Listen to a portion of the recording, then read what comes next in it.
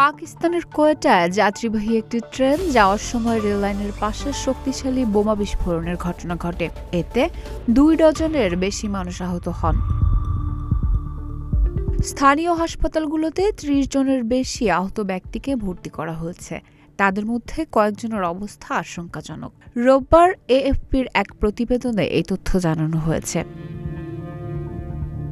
ঘটনার পর এলাকায় আতঙ্ক ছড়িয়ে পড়ে, বন্ধ হয়ে যায় ট্রেন চলাচল। কর্তৃপক্ষ জানিয়েছে, খবর পেয়ে দ্রুত উদ্ধারকারী দল ঘটনাস্থলে পৌঁছে কাজ শুরু করে। ঘটনার তদন্ত চলছে।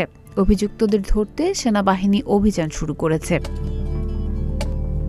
এএফপির ভিডিওতে দেখা গেছে, হামলার পর ঘটনাস্থলে স্থানীয় মানুষ ভিড় করছেন। আহতদের সরিয়ে নিতে আনা অ্যাম্বুলেন্স সারি করে দাঁড় করানো। চারপাশ ঘিরে রেখেছে আইন শৃঙ্খলা রক্ষাকারী বাহিনীর সদস্যরা। পাকিস্তানে আত্মঘাতী হামলা প্রায় ঘটে। ধারণা করা হচ্ছে এর পেছনেও সন্ত্রাসবাদী গোষ্ঠী জড়িত।